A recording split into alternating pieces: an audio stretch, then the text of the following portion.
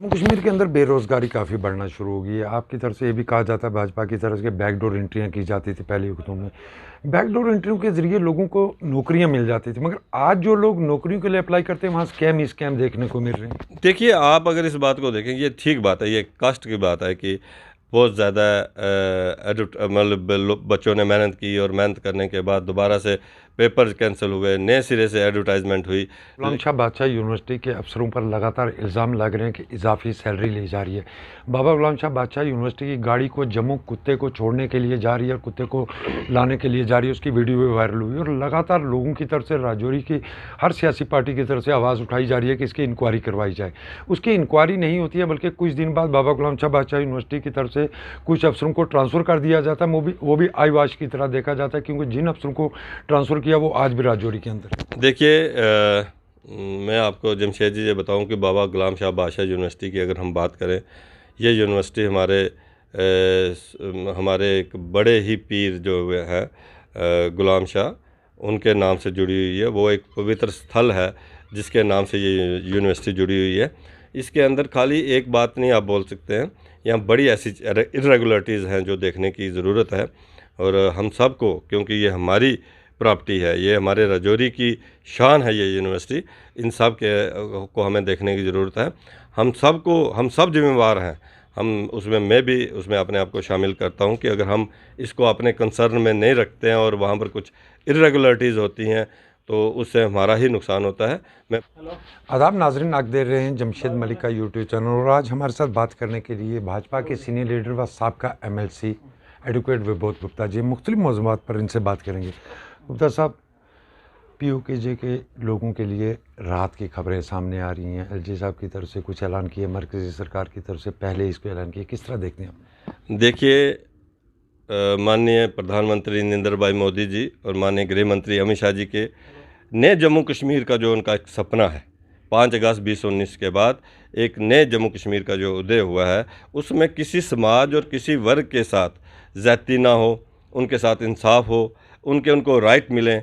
और उसमें आपने देखा होगा कि गुज्जर बकरवाल समाज को भी राइट दिए, वाल्मीकि गोरखा समाज को भी राइट दिए, यहाँ की बेटियों को राइट दिए। आने वाले दिनों के अंदर पहाड़ी कबीले और OBC को उनका राइट मिलने वाला है।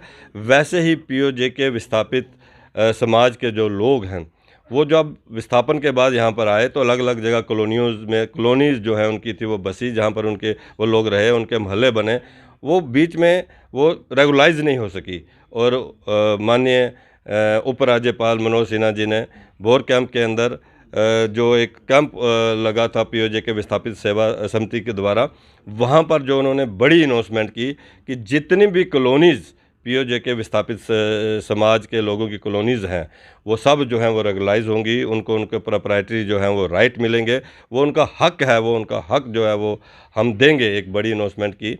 उसके साथ साथ एक बड़ा विस्थापन 1947 में हुआ।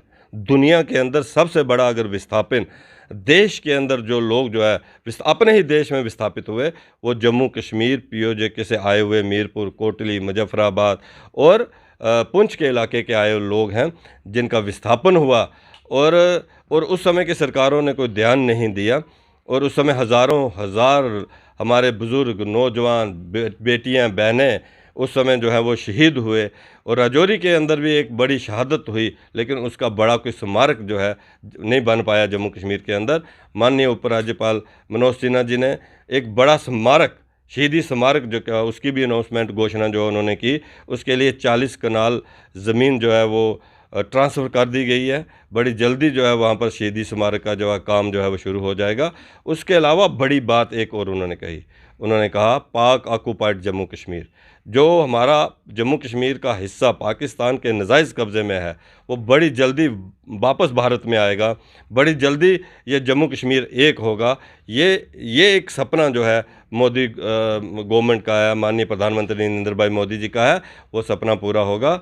और उसके साथ साथ जो हमारे माननीय प्रधानमंत्री नरेंद्र भाई मोदी जी ने 5.5 लाख रुपए का पैकेज जो है POJ के विस्थापित समाज के लोगों के लिए पैकेज जो है अनाउंस किया था, उसकी एक लिमिट सीमा थी और वो पैकेज की जो स्कीम थी, योजना थी, वो बंद होगी। लेकिन बड़े सारे ऐसे परिवार थे जिनको अभी तक उसका लाभ नहीं मिला था।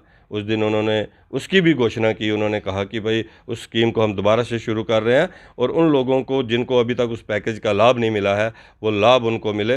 हम माननीय उपराज्यपाल मनोज सिन्हा जी का दिल की गहराइयों से धन्यवाद करते हैं और इनकी घोषणाओं का स्वागत करते हैं जो पीओजे के विस्थापित समाज के लोगों के लिए उन्होंने की। नया जम्मू कश्मीर की बात की आपने, नया जम्मू कश्मीर बनाया जाएगा। नया जम्मू कश्मीर में जम्मू को मंदिरों का शहर कहा जाता था, अब टोल प्लाजा का शहर कहने जा रहा है। उसके साथ अगर बुलडोज़र का ये सिलसिला भी देखने को मिला, उसके बाद अब प्रॉपर्टी टैक्स को भी देखा जा रहा है। इस नए जम्मू कश्मीर में ये चीज़ें कहाँ से देखी? आप मुझे ये पहले ये बताएं कि जब टोल प्लाजा की जब आप बात करते हैं, आप ये बताएं कि सड़कें कितनी बन रही हैं। आप ये बताएं कि पुंछ से जम्मू तक नेशनल हाईवे बन रहा है, इतनी टनल्स बन रही हैं। पुंछ से जम्मू पहुंचने के लिए 8 घंटे लगते थे, जिस दिन ये सड़क कंप्लीट होगी 3.5 घंटे से में पुंछ से जम्मू लोग पहुंचेंगे। और जो एक्सप्रेस वे दिल्ली से कटरा तक का बन रहा है वो 3.5 घंटे में 4 घंटे में हमारे लोग जो हैं वो दिल्ली से कटरा 4 घंटे में एक्सप्रेस वे में आएंगे। जितने हाईवेज़ बन रहे हैं ये सारे काम कहाँ से हो रहे हैं? टोल प्लाज़ा पूरे देश में लगा हुआ है। जम्मू कश्मीर में जो टोल प्लाज़ा लगे हैं उसमें अमेंडमेंट भी कुछ मैंने अभी उसमें ध्यान से देखा नहीं है। अमेंडमेंट भी हुई है कि उसका एरिया बढ़ा दिया गया है कि इतने एरिया के रहने वाले लोगों के ऊपर जो है वो टोल प्लाज़ा नहीं होगा। दूसरी बड़ी बात जो आपने कही, बुलडोज़र की बात की, मुझे ये बताइए कि रजौरी पुंछ में कहाँ बुलडोज़र चला? मुझे ये बताइए कि जम्मू के अंदर वो जो MG एक वो शोरूम है, एक्टर शोरूम है, उसके अलावा डोज़र जो है कहाँ चला? ये एक मतलब एक किस्म का अपोजिशन ने एक शोर डालने की कोशिश की। आप इस बात को समझने की कोशिश करें कि 5 अगस्त 2019 से पहले की अगर हम बात करें, हम उस दौर की बात करें जिस दौर के अंदर यहाँ के जो शहजादे थे, शहजादे ही होंगे, यहाँ तो चीफ मिनिस्टर जरूर थे, लेकिन इतनी ज़्यादा गलबा था कि वो जहाँ दिल करता था वहाँ उन्होंने लैंड्स उस दौर के अंदर वहाँ के मिनिस्टर्स, लेजिस्लेटर्स और वो लोग जो इन्फ्लुएंशियल पोस्टों के अंदर रहे, उन लोगों ने ज़मीनें जो हैं वो घेरी। ज़मीनों के ऊपर 100 कनाल के ऊपर आपने महल खड़े किए, 50 कनाल के ऊपर आपने बिजनेस हब खड़े किए। अगर उन लोगों से ज़मीनें वापस ली जाएं और वहाँ पर पब्लिक यूज़ के लिए वो ज़मीनें इस्तेमाल की जाएं, उसमें बुरा क्या है? इस एंटी इंक्रोचमेंट ड्राइव में उन सब लोगों के ऊपर डोज़र चलना है, उन सब लोगों के ऊपर जिन्होंने नाजायज़ तरीके से अपनी पावर का उस समय फ़ायदा लेते हुए जो इंक्रोचमेंट्स की हैं। किसी गरीब को नहीं छेड़ा जाएगा, किसी आम आदमी को नहीं छेड़ा जाएगा, चाहे वो गरीब है चाहे अमीर है, लेकिन वो लोग जिन्होंने उस समय पद का उपयोग करते हुए ज़मीनें छीनी थी वो वापस ली जाएंगी। प्रॉपर्टी टैक्स को लेकर आज जम्मू बंद की कॉल दी गई है, भाजपा उसकी सपोर्ट करती है? देखिए, मैं ये कहता हूँ कि प्रॉपर्टी टैक्स जो है वो एक डिबेटेबल पॉइंट है। माननीय LG मनोज सिन्हा जी ने भी कहा है कि हम लोगों से बात करके इसके ऊपर जो है वो चर्चा करके इसको लागू करेंगे और कुल मिलाकर पूरे देश के अंदर जो है वो प्रॉपर्टी टैक्स है। हमारा ये कहना है कि अभी ये उचित समय नहीं है यहाँ पर प्रॉपर्टी टैक्स लगाने का, लेकिन जो अगर म्यूनसिपैलिटीज़ के अंदर या कमेटीज़ या कौंसल्स के अंदर अगर कोई टैक्स लगता है, वो रुपया जो है वो उसी कमेटी के अंदर, कौंसल के अंदर रहने वाले लोगों के ऊपर ही जो है वो इस्तेमाल होगा। उस दिन मैं सुन रहा था कि माननीय उपराज्यपाल मनोज सिन्हा जी ने ये बात बोली थी कि, और आपको भी ध्यान होगा कि अगर हम देखें कि राजौरी के अंदर 40 से 50% लोग ऐसे होंगे शहर के अंदर जिनके घर जो है 1000 स्क्वायर किलोमीटर से 1000 स्क्वायर मीटर से कम है और उसमें कोई प्रॉपर्टी टैक्स नहीं है। 40% ऐसे होंगे 2000 स्क्वायर मीटर से फीट से जो है वो कम है और उसमें साल में अगर 1000 या 2000 रुपये अगर वो लगता भी है तो वो बड़ी बात नहीं है, लेकिन फिर भी ये उचित समय नहीं है, इस पर सोचना चाहिए। जम्मू कश्मीर के अंदर बेरोज़गारी काफ़ी बढ़ना शुरू हो गई है। आपकी तरफ से ये भी कहा जाता है, भाजपा की तरफ से बैकडोर एंट्रियाँ की जाती थी पहले वक्तों में, बैकडोर एंट्रियों के ज़रिए लोगों को नौकरियां मिल जाती थी, मगर आज जो लोग नौकरियों के लिए अप्लाई करते हैं वहाँ स्कैम देखने को मिल रहे हैं। देखिए, आप अगर इस बात को देखें, ये ठीक बात है, ये कष्ट की बात है कि बहुत ज़्यादा मतलब बच्चों ने मेहनत की और मेहनत करने के बाद दोबारा से पेपर्स कैंसिल हुए, नए सिरे से एडवर्टाइजमेंट हुई। लेकिन यहाँ ये भी हो रहा है तो उसके साथ साथ ऐसा भी नहीं है कि यहाँ पर लोग जो हैं एम्प्लॉयड नहीं हो रहे हैं, बच्चों की नौकरियाँ नहीं लग रही हैं। अगर हम देखें 4th क्लास के कितने इंटरव्यूज़ हुए और रिटन टेस्ट हुए और उसमें सारे बच्चे जो है हमारे लगे। यहाँ पर अगर हम बात करें रूरल डेवलपमेंट के अंदर, वहाँ पर भी बड़ी पोस्टें जो है VLW की और उसके साथ साथ और उनके कंसर्न्ड जो है पोस्टें निकली हैं और बच्चे जो है पूरे कश्मीर के जम्मू कश्मीर के अंदर जो है वो नौकरी कर रहे हैं। ये एक सीरियस इशू है। इस इशू के ऊपर ज़रूर देखने की ज़रूरत है कि आखिर क्या कारण है कि ब्लैक लिस्टेड कंपनीज़ जो हैं बार बार यहाँ पर जो है टेंडर भरती हैं। इससे कहीं ना कहीं हमारे बच्चों का जो है मनोबल गिरता है और ऐसे लोगों को बिल्कुल माफ़ नहीं करना चाहिए। उसके बाद वापस लौटते हैं हम राजौरी की तरफ। बाबा गुलाम शाह बादशाह यूनिवर्सिटी के अफसरों पर लगातार इल्ज़ाम लग रहे हैं कि इजाफी सैलरी ली जा रही है। बाबा गुलाम शाह बादशाह यूनिवर्सिटी की गाड़ी को जम्मू कुत्ते को छोड़ने के लिए जा रही है और कुत्ते को लाने के लिए जा रही है, उसकी वीडियो भी वायरल हुई और लगातार लोगों की तरफ से राजौरी की हर सियासी पार्टी की तरफ से आवाज़ उठाई जा रही है कि इसकी इंक्वायरी करवाई जाए।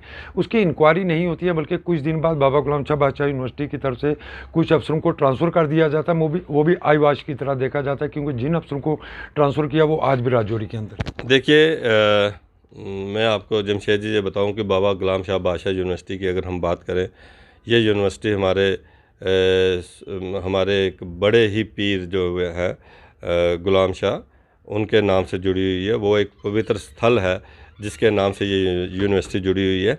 इसके अंदर खाली एक बात नहीं आप बोल सकते हैं, यहाँ बड़ी ऐसी इरेगुलरिटीज़ हैं जो देखने की ज़रूरत है। और हम सब को, क्योंकि ये हमारी प्रॉपर्टी है, ये हमारे राजौरी की शान है ये यूनिवर्सिटी, इन सब को हमें देखने की ज़रूरत है। हम सब जिम्मेवार हैं। मैं भी उसमें अपने आप को शामिल करता हूं कि अगर हम इसको अपने कंसर्न में नहीं रखते हैं और वहां पर कुछ इरेगुलरिटीज़ होती हैं तो उससे हमारा ही नुकसान होता है। मैं प्रयास करूंगा कि आने वाले दिनों के अंदर बाबा गुलाम शाह यूनिवर्सिटी में विज़िट करूं, वहाँ के VC से मिलूं और जो भी मामले हैं उनसे बैठ के हल करूं। आप भी चाहते हैं कि जो इल्ज़ाम लग रहे हैं उनकी इंक्वायरी हो? नहीं, मैं यही बात कह रहा हूँ कि मैं VC के पास जाकर एक बार डिटेल में बात करके हम ये ज़रूर कहेंगे कि भाई जो भी इरेगुलरिटीज़ हैं, खाली एक इरेगुलरिटी वहाँ पर नहीं है। ये ठीक है कि वहाँ की आपसी एक लड़ाई है, आपसी एक रंजिश है, वहाँ पर भी एक गुट हैं अलग अलग से जो लॉबीज़ बनी हुई हैं जो एक दूसरे की बातों को उछालती हैं। बजाय इसके वो बच्चों की तरफ ध्यान दें, बच्चों की पढ़ाई की तरफ ध्यान दें। मैं आने वाले दिनों 1-2 दिनों के अंदर वहाँ के VC से मिलने वाला हूँ और इसके ऊपर सारी बात करने वाला हूँ। Thank you sir. ये थे हमारे साथ भाजपा के सीनियर लीडर और साबका MLC एडवोकेट विबोध गुप्ता जी, जो हमेशा बेबाकी से बात करते हैं और आज भी बेबाकी से इन्होंने हर एक सवाल का जवाब भी दिया, क्योंकि ये जाने इसलिए जाते हैं कि अपनी बेबाकी की वजह से जाने जाते हैं और हमेशा बात खुलकर करते हैं। और आज भी इन्होंने जो जो बातें की हैं वो आपके सामने में खुलकर की हैं। इस खबर पर आपकी क्या राय है, ज़रूर देना।